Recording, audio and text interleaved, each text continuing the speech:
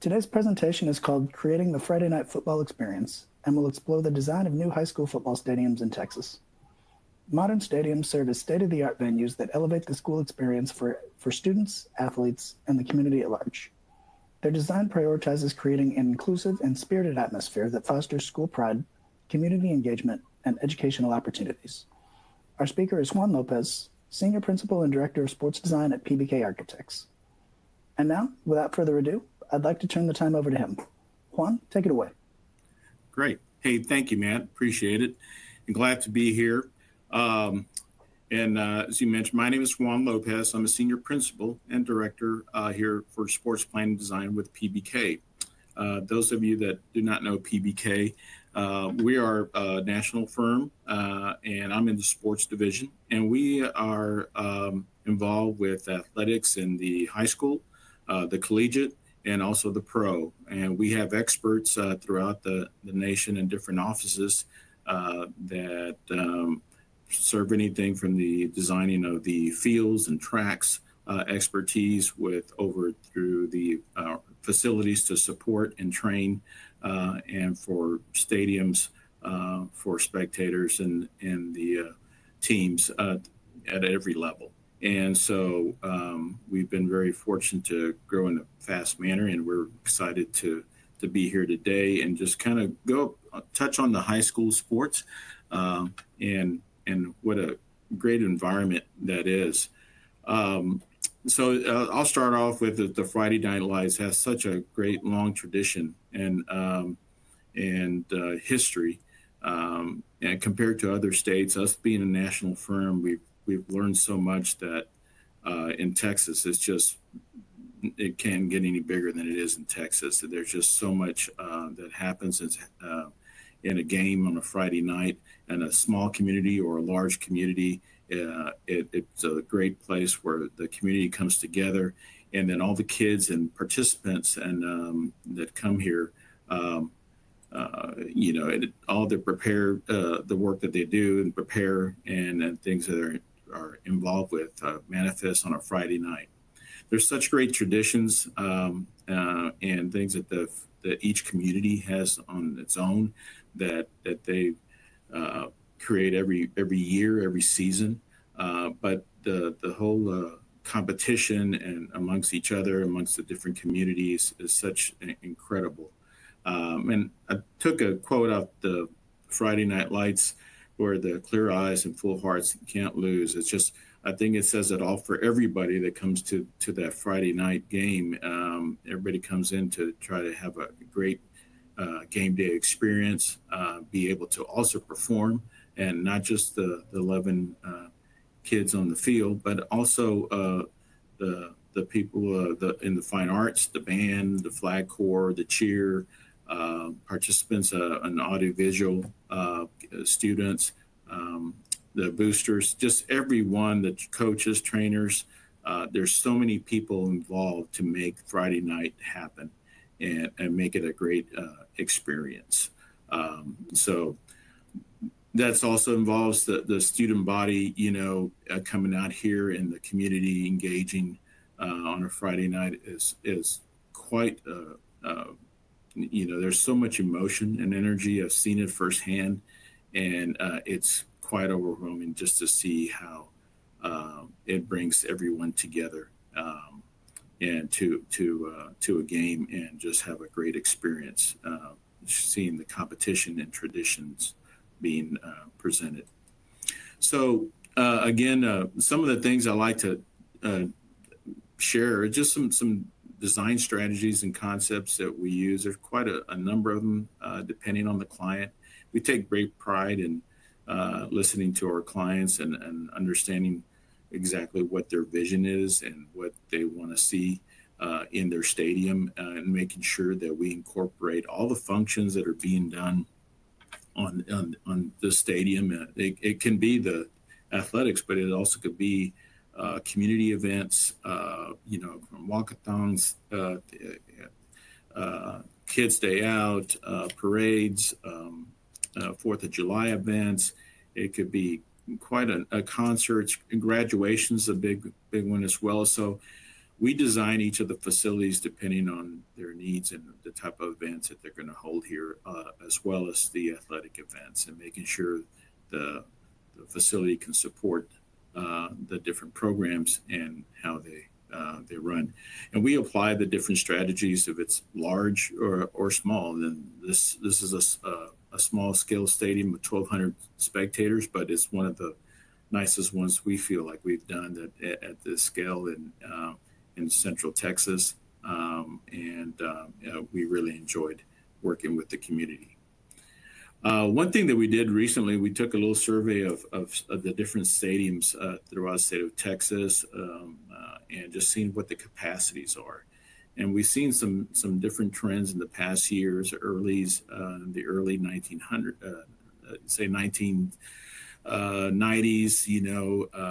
50s, 60s. You saw a lot of large stadiums and for the communities, and then you started to see some go to the 2000s to more in the 12,000, and then start to shift over to the 11,000. And we saw that the 5A, 6A, 4A was starting to get somewhere around the 10,000 seats stadiums, more common today. And in the trend that we're starting to see now is the 6 to 7 to 8,000 seat stadiums. I think they're wanting to create a little bit more intimate environments. I think they appreciate the fans being closer to the action and being an important factor of the overall experience during the competition. So it was interesting to see how we saw some of the different capacities change.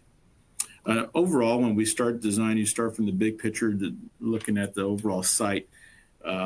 We think about security and safety throughout the whole design of the stadium. We also incorporate different strategies, working with the district and working with their police department and the different strategies they want to utilize and how they work. Each site's going to be different. The best site is having 4 major thoroughfares around a site of this scale. The next one would be 3 thoroughfares. The next one would be 2. And then we just understanding and working with that and trying to define the best overall site layout. But one thing that we've learned, we really try to keep everyone separated, the different entities and groups that are involved. You have the large group of bands, which they could be they bring anywhere from 10 to 25 buses with an 18-wheeler with all their equipment. So you need to make sure they allocate room for them in a certain area, keep them separate from all the spectators. And they have their own entrance on one end of the stadium versus the team buses on the opposite end. They come in, they have about 4 in their equipment and box trucks, and they separate them and then let them come in and out and be prepared for the game is important, and away from crossing any other traffic, as well as the home and visitors. Now from what we saw before, earlier on in designs of stadiums, they all had like 4 entries. Now they've all consolidated into a single entry to the stadium to minimize staff, to minimize police surveillance and stuff, and be able to monitor and be able to process, see who's coming in and out of the stadium. So entries, parking separated, and just trying to minimize any kind of disturbances or activities that could and diffuse them right from the start as you get onto the site. And of course, having access for quick access for an egress for emergency vehicles in case either an athlete or a fan is injured and needs attention quite quickly, and be able to get them to a hospital as soon as possible. So all those, there's a lot of different things that are taken into account when we're designing the site plan and the different layouts that we're renovating or doing from a brand new green site. Well, again, as we bring the bands and the cheer and the flag, all those folks on one end, we want to make sure we provide a good way to get to the field and get to the bleachers as efficient as possible and safely, and be able to a lot of times we create these band plazas so that way they can set up and stage. But also when they do have, in some of these larger venues, they do have marching contests. So we provide that staging areas so that way they can have their halftime shows for judges or for the game. So again, these facilities are, have multi-type of events that serve the community and the district. As well as the stadiums today now, you traditionally you would see a lot of the stadiums with the track and the fields throughout most of the state. It's just been something that's been established for a long time, and you traditionally saw the 4x100 track, which is a little bit thinner than this one that you see here. This one's an international Olympic style track, and so what we're starting to see is the high schools are starting to transition to this track. It's a faster track, and it's what the kids would see at the next level or the collegiate level or in the Olympic level. So starting to train at an early age in this type of performance surface gets them ready for the next level. Also, it creates a nice size soccer. It creates a good safety halo around the football field as well. And then you have your bleachers. It does, being wider and shorter of a track, but it's wider. It has the bleachers, the spectators a little further away from the action. So that's one of the cons. But if the client would like to have some type of track surface in the center, that's some of the things that have to be considered as well. Versus the one on the right is just focused on what we're starting to see now is a trend where we leave the track at the high schools and then create the big stadiums with the football or soccer at the center. This starts to create a whole different environment, creating a lot of energy and synergy, and then starts to bring in the spectators closer to the action. And they become a factor. They become a factor in the overall game because they produce noise and try to disrupt the opposition in their game, and so in their play. But it starts to create a really energy-full environment that starts to really elevate it to the next level. So these are two different types of setups, but we consider all the sight lines from each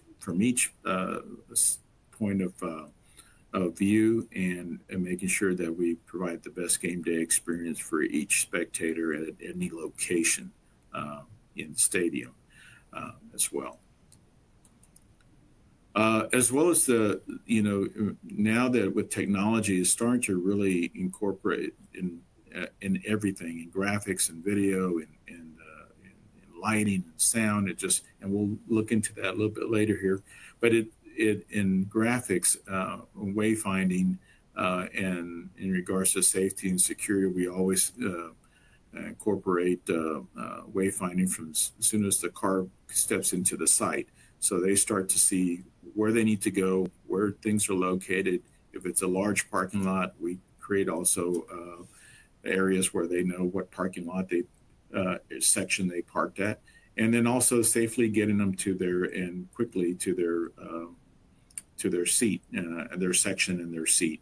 And so this is a big part of stadiums now, and it incorporates the color of the theme and the overall district branding. So we involve our graphics group in this type of scope.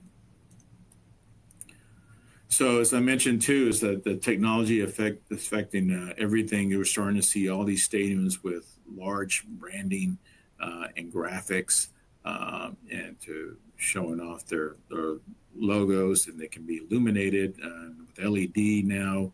We can have backlit logos, and then in creating big super graphics on the buildings, which is very standard now Also the big video screens too, and there's a great communicator to let people know what's going to happen, when it's going to happen, what type of program.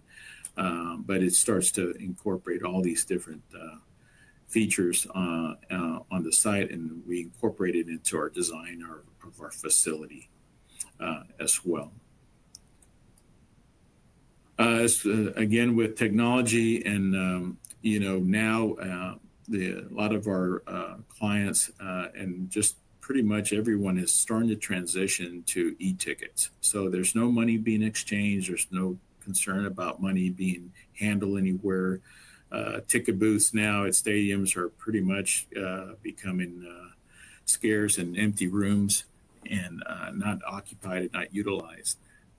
So in order for you to get into the stadiums, you need to buy your ticket online, have the app, and then make sure that these spectators, these stadiums all have different types of procedures in regards to getting there, where to park, how to get in, what you need to get in, what you shouldn't have on you. And then again, with the safety and security concerns too, for them to expect that will happen at the gates. So having these centralized gates, you control who's coming in. You have metal detectors here to make sure that people coming in don't bring anything that they shouldn't bring in. Some have clear bags policies. If not, they check their bags, and also all the employees and staff that are doing this type of control have the same colored shirts. Also, there's cameras everywhere as well that they're being monitored by a satellite station so they can see what's going on, what's happening at all times. So there's different levels of security, and every district wants to treat the welcoming part a little bit different. Some a little bit more lax, some a little bit more stringent. They're a little bit more strict. So it just depends, and we work with each of the clients to make sure that we provide with something that they need for now, but also what they may need in the future in order to accommodate and have some safe events at this venue. What we're starting to see too now, and a lot of the stadiums that are being done, is a 360 stadium circulation. This again allows convenience for staff to be able to monitor and support all their facilities. In other words, restrooms, concessions, anything that may need immediate attention, they can easily get from one side to another. Also, they can easily separate and isolate certain the home and the visitor from each other. And then also in case police and security need to attend to a disturbance, they can quickly get around.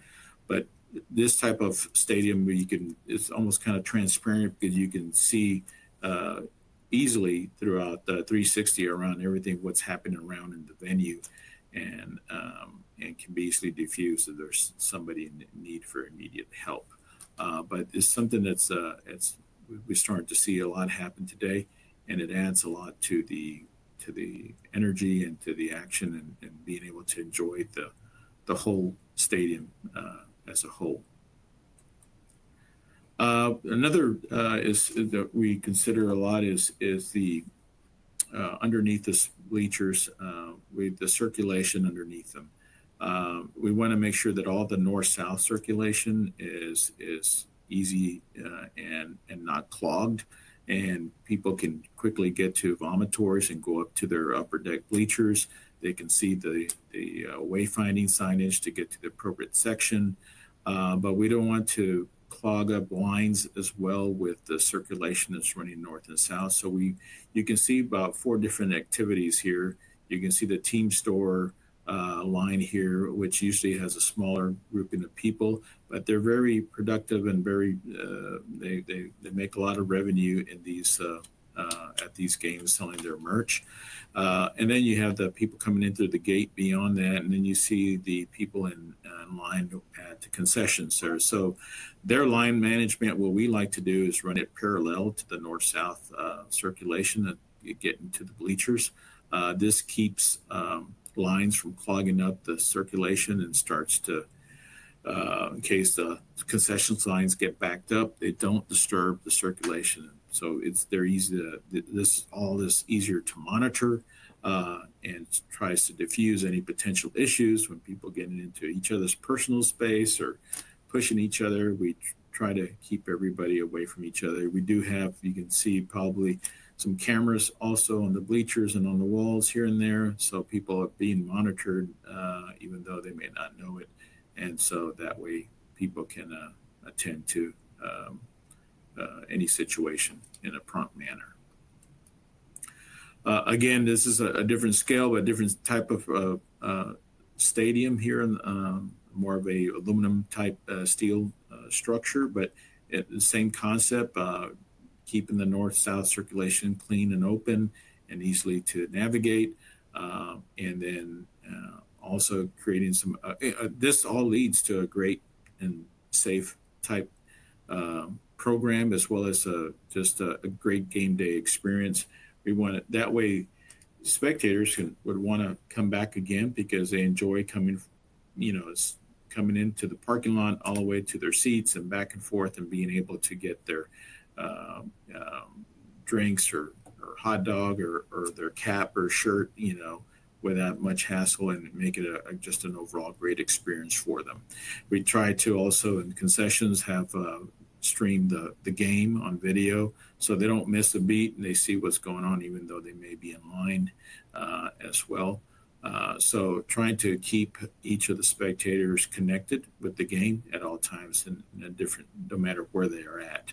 We stream sound as well to restrooms and different areas, so that way people can hear what's going on, and the public announcer keeps them on track.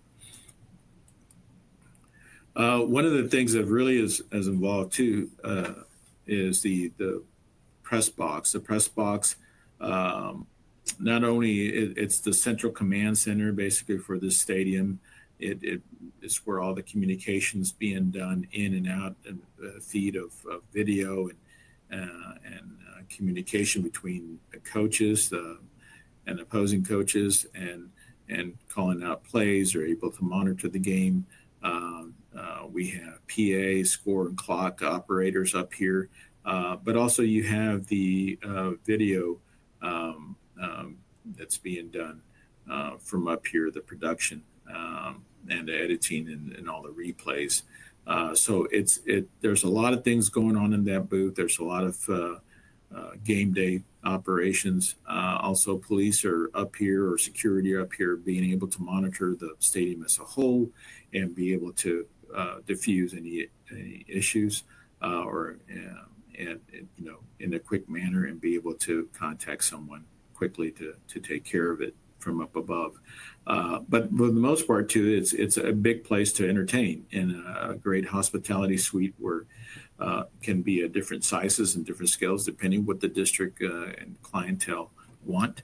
And so they're all differently prepared and designed depending on their preferences and how they would like to entertain their guests at any kind of program. It could be the athletics program or other programs as well.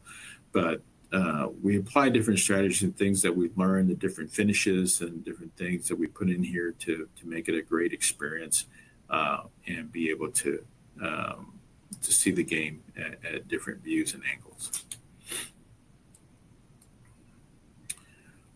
Again, there's all types of different seating types throughout the stadium. Things are changing as you see more in the collegiate world and the professional world. There's all different types of areas and seatings, arrangements, and types of chairs and furniture. That's starting to get a little bit more involved in the high school market. Believe it or not, in a lot of the high schools we are clients, that a lot of their seats are reserved, and some are pretty much sold out. Some of these seats are passed on through generations, and don't you dare mess up their seating section or their area, because they're very protective of that, and they're there every Friday to watch the game. So it's really neat to see that tradition and how long it's been going on here in different communities. But you can have seating types, bleacher types of aluminum steel, precast concrete. The chairs can be simple benches. It can be chair backs, bench backs. Definitely provide areas for ADA, for they can have a great experience as well, and easy access for them. And different loge areas are starting to happen. Berms also for future expansion, but also for overflow. People can sit in the berms to watch the game as well. But we're starting to see a lot of seating and again in different types of the stadium being utilized as well for different experience. So with that, so like we're mentioning multiple spectator areas, we're starting to see a lot of the conference areas or facilities being utilized on incorporated into the design of the stadiums. So this allows a great venue for them to have, different types of meetings, banquets, different types of events, art exhibits, fine arts, choir, band concerts, because this facilities on the end can be expanded and depending and divided up in different sizes of element, but also for a game day situation allows them to lease space to almost kind of like a club level you'd see in a collegiate stadium, and they can lease it to different entities, different groups, different alumni, different classes, and they can have food and beverage there, and they can have their own seating right outside of the facility, or view it off the deck, or even in the observation decks in the press box. So there's different areas being utilized, some utilized and the corners and lease out those areas as well. So it depends how much people they have come into these games, and being able to, and different entities that would like to lease and takes advantage of some of those opportunities for their clubs.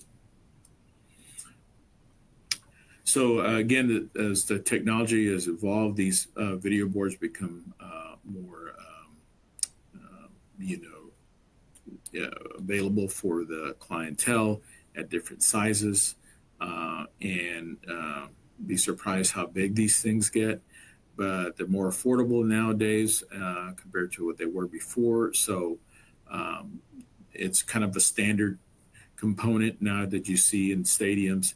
And but it's really it's a really great part of the game and the action, right? That it's part of the showing what's going on in the field at real time, showing replays, advertising, showing what's happening in the community.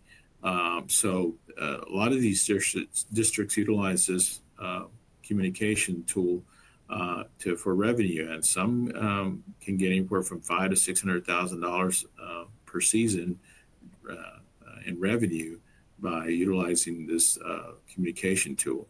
And now that it's become more affordable, every district or every stadium has different, you can purchase different sizes. You can also create ribbon boards along the edge of the bleachers to create even more advertising, and also some start to put it in front of their stadiums just to kind of highlight different programs that are happening throughout inside the facility or in the future as well. So all this comes together in the exchange of information in case there's an emergency or something that they want to display. So it's a big part of the game day experience now. So one of the things that happens with this as well is there's a CT program that's been happening and starts to happen a lot in school district programs. We built a stadium 8 years ago. One of our first clients, Clear Creek ISD, and they probably have the best audiovisual production program, I think, in the state. They've been at it for quite a long time. They know what they're doing. Their kids are very successful in the programs. They go on to, they actually get jobs in the weekend to go work in professional arenas and collegiate areas because they know the equipment. They're very well trained. They understand it, and they know how to perform. And so these kids, when they get out of high school, they already have a potential way to make an income. Or if they go to the collegiate world, what I heard too, they're even working there at their collegiate venues. So it's just a great program. Every new stadium we do start, a lot of our clients want to start that program. So the great way to start is get that video board in, get the appropriate equipment to be able to do that, and then start their program so they can start training kids and teaching them how to do these types of productions. So just a very successful program. Plus the other CTE programs too that we see as well is the sports medicine.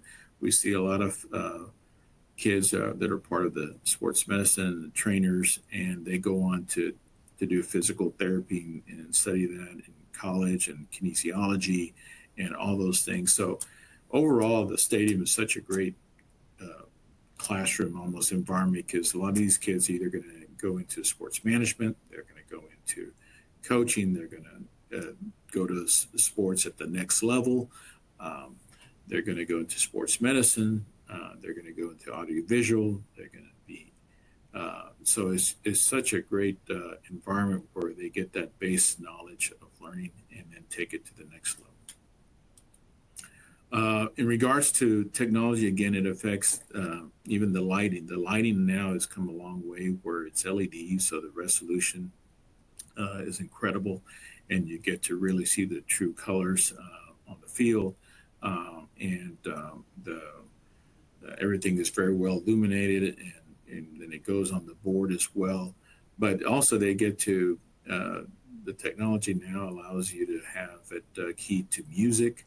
And so it becomes part of the big experience where the teams are coming in, they come into the field, they do a large type of intro, utilizing lighting and sound and all the participants on the field. It's just a really neat to see. But it really, we were one of the first stadiums in Texas that had LED lighting. You can see the top left image there, that's in Cypress Fairbanks. I mean, it was incredible how clear and bright the field was from the press box. So it was just incredible to see where this has gone. Compared to the old technology where usually you had a very yellow tint just about everywhere. It took them forever to start up. So it's the lighting, again, has come a long way. The other is the sound. The sound too.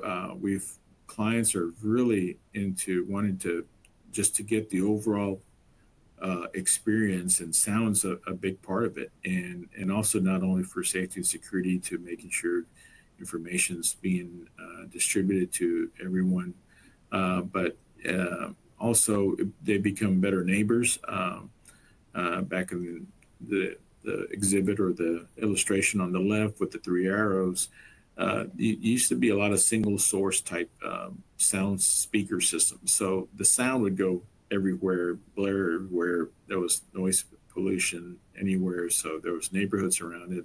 You keep up the neighbors half the time whenever an event was going on. But now, the illustration on the right, we have worked with audiovisual consultants that really focus on the design and the technology they're utilizing in the system to have speakers around the perimeter, focus on the person or the spectator, so that way there's no sound bleeding into the surrounding areas.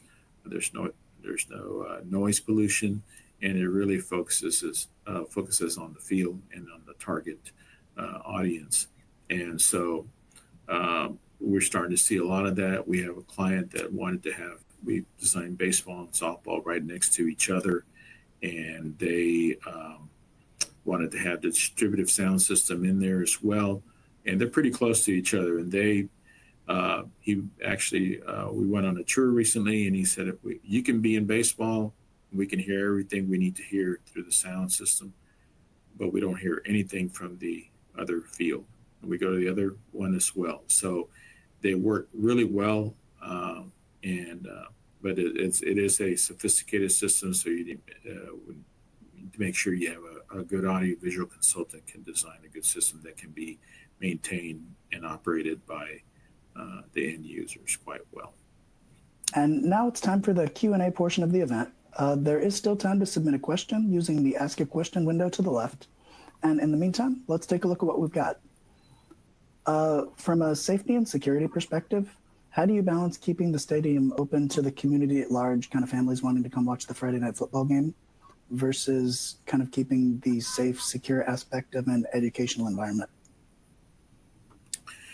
Yes, well, the utilization of and the evolution of technology really come so far that and the district has comes up with different procedures. They are able to monitor when the facility is operating, and also when it's not operating. It's just as important because you don't want anybody to damage the investment that you've done.